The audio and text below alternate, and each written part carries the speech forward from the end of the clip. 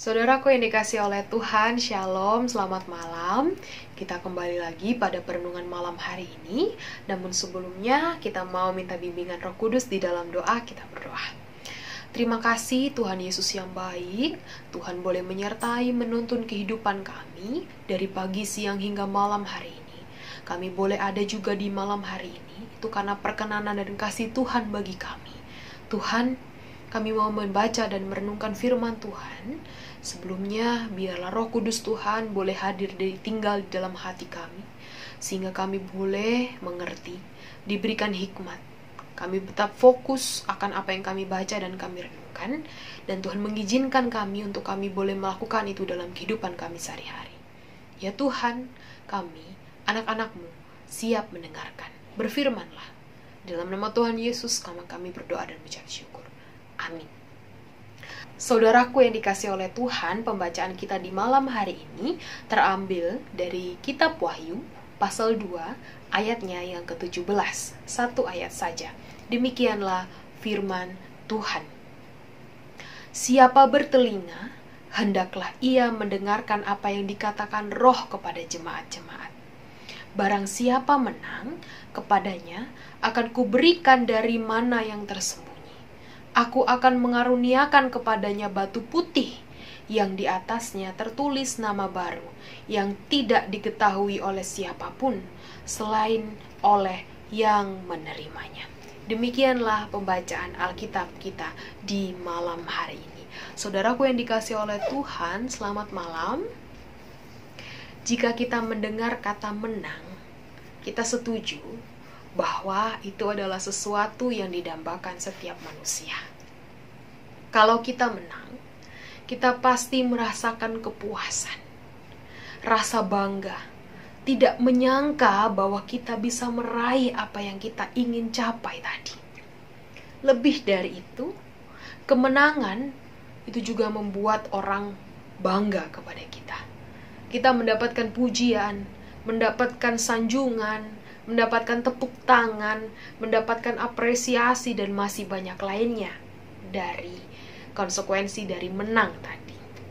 Contohnya, pada pertandingan di Olimpiade kemarin, Grecia Poli dan Apriani Rahayu, ganda putri Indonesia, berhasil membawa kemenangan juara 1 bagi kategori ganda putri. Ini menjadi sukacita luar biasa, sukacita yang besar bagi bangsa Indonesia. Ada usaha, pasti. Ada kerja keras, ya, keringat, konsentrasi tinggi yang dilakukan agar permainan itu dapat bermain dengan baik, dikuasai oleh tim Indonesia, dan akhirnya mendapatkan kemenangan. Namun, saudaraku, dalam definisi kemenangan, banyak orang yang menafsirkan hanya sebatas pengertian jasmani saja. Misalnya tadi, menang perlombaan, menang jabatan di bangku pemerintah atau dalam dunia pekerjaan, sembuh dari sakit, sukses dalam usaha, pulih dari keterpurukan materi, dan masih banyak lainnya. Bolehkah kita percaya?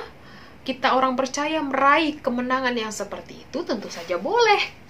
Memang hal ini tidak salah.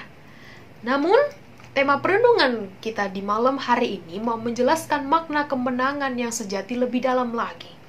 Kemenangan memang manis dan membahagiakan, tetapi tidak semua dapat mencapainya dengan mudah. Mereka yang menang harus siap, sedia, dan sanggup melewati jalan-jalan yang berat. Ini syaratnya. Mereka yang mau menang harus siap sedia, sanggup melewati jalan-jalan yang berat. Dan itu adalah upahnya kemenangan. Kemenangan adalah hasil dari kekalahan yang berulang-ulang. Hasil dari rasa coba-mencoba setiap kali. Merubah strategi, mencari solusi apa yang harus diperbaiki dari atas kegagalannya.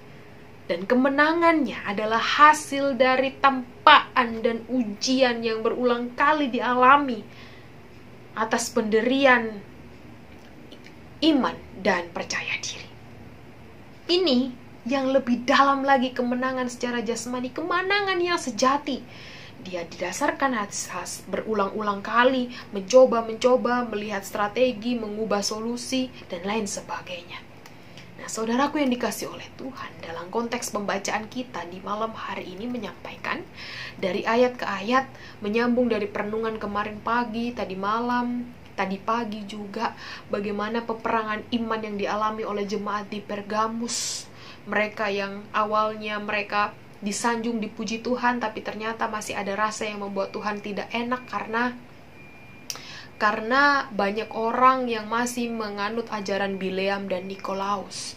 Akhirnya Tuhan menyuruh mereka bertobat. Kalau mereka bertobat, mereka akan diberikan kemenangan tadi. Begitu banyak proses yang mereka alami. Kalau mereka mau tetap berjalan di dalam Tuhan, mereka akan mendapatkan kemenangan tersebut, saudaraku. Nah, di dalam konteks pembacaan kita hari ini, berbicara tentang kesesatan, ada keputusasaan, hidup dalam godaan iblis, penderitaan, kemudian mengalami pertobatan. Nah, momen pertobatan yang sejati inilah yang membuat kita menjadi pemenang dalam iman. Kita menang karena berhasil melewati dan mengalahkan banyaknya godaan duniawi yang membuat kita jauh dari Tuhan. Pembacaan kita di malam hari ini terdapat janji. Ada janji berupa rahmat yang besar bagi orang-orang yang menang. Dikatakan Tuhan mengatakan memberikan mana yang tersembunyi. Mana yang tersembunyi adalah pekerjaan dan penghiburan Roh Kristus yang turun dari surga dalam jiwa kita. Bisa bayangkan, Roh Kristus yang turun langsung dari surga hadir di dalam diri kita. Kristus yang menetap di dalam hati dan kita. Itu adalah rahasia di dalam Kristus. Mana di sini bisa mengacu pada hal yang tersembunyi yang Allah berikan kepada bangsa Israel pada saat di padang gurun. Mereka tidak menyangka bahwa Tuhan akan memberikan sesuatu yang luar biasa bagi mereka, yaitu mana pada saat mereka di padang gurun. Dan mana ini juga yang mungkin akan kita alami ketika kita menang, melewati segala hal di dalam kehidupan kita. Itu janji yang pertama, saudaraku, yang diberikan kepada kita. Kita akan menerima Kristus di dalam diri kita. Dan kebangkitan Kristus menjadi titik puncak kebahagiaan kita yang membawa kemenangan. Karena salib itulah yang mampu memberikan kita kelegaan dan melewati dalam tantangan kehidupan ini. Luar biasa Tuhan sediakan bagi kita. Ada janji yang kedua dalam perenungan kita, yaitu Tuhan memberikan batu putih. Nah, saudaraku, batu putih ini pada kebiasaan kuno diberikan kepada orang-orang yang dibebaskan dari pengadilan. Dan orang-orang yang mendapatkan hukuman akan diberikan batu hitam. Nah, di pembacaan kita di malam hari ini Tuhan akan memberikan batu putih itu. Batu putih itu diberikan kepada orang yang menang. Batu putih itu adalah pengampunan atas kesalahan dosa. Demikianlah kita yang akan menerima batu putih itu, dalam maksud adalah kita akan menerima materai dan tanda bahwa kita adalah anak-anak Tuhan yang tahan uji dan setia dalam pekerjaan Allah dan turut dalam kehidupan yang Allah berikan dan tidak turut dunia. Itu kita akan menjadi pemenang. Pertanyaannya, apakah kita bisa mendapatkan itu? Tentu saja bisa, saudaraku. Namun tergantung dari masing-masing kita. Seteguh apa, sebesar apa tekad kita untuk meraih kemenangan sejati. Karena kemenangan sejati hanya di dalam Kristus. Nah, rupanya ada hal penting yang harus kita hadapi dalam kita mau menghadapi kemenangan itu, yaitu adalah menaklukkan ego. Ego adalah sesuatu yang bisa menghambat seseorang tidak bisa meraih apa yang dia inginkan. Menaklukkan ego adalah mampu mengalahkan arogansi, nafsu, rendah diri, jauh dari rasa pesimis, takut, negatif, pikiran negatif, dan masih lainnya. Karena terkadang ego tersebut yang membuat kita gagal. Nah, ini, kalau kita berhasil menaklukkan ego tadi, kita mampu menjadi pemenang. Maka di hari ini, saudaraku, sebagai anak-anak Tuhan, kita siap mendapatkan kemenangan iman. Kita mau berjuang dan meninggalkan ego masing-masing agar kita dituntun Tuhan dan mengalami pemulihan hati dan pembaharuan diri di dalam Kristus Yesus. Tuhan Yesus beserta dengan kita.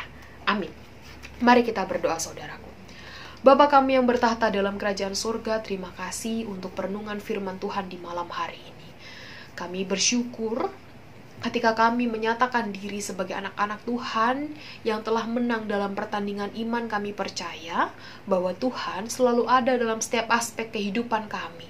Terima kasih Bapa. Biarlah kami semakin hari semakin boleh berproses mengarah yang baik, dan ketika proses itu membawa kami menjadi seorang yang menang dalam pertandingan iman, kami dapat menaklukkan ego, kami dapat membawa nama baik, kemuliaan Tuhan dalam kehidupan kami. Terima kasih Allah Bapa dalam kerajaan surga, terima kasih. Ketika di malam hari ini, kami masih diberikan kesempatan Tuhan untuk boleh beristirahat malam. Biarlah dalam keteguhan iman kami percaya, istirahat malam kami tetap dibimbing dan disertai Tuhan. Tuhan tetap ada dalam hati dan pikiran kami, melindungi rumah kami masing-masing dengan curahan Roh Kudus Tuhan. Sehingga di esok pagi, ketika masih kami diberikan kesempatan boleh kembali melanjutkan aktivitas kami boleh menapakinya dan melihatnya dengan sukacita, dan kami meneruskan sukacita itu dalam kehidupan kami sehari-hari. Terima kasih Bapa dalam kerajaan surga, terima kasih. Ini doa dan syukur kami, permohonan kami, yang kami mau peralaskan hanya di dalam satu nama Tuhan kami, Yesus Kristus, yang adalah Tuhan dan Juru Selamat kami hidup. Amin.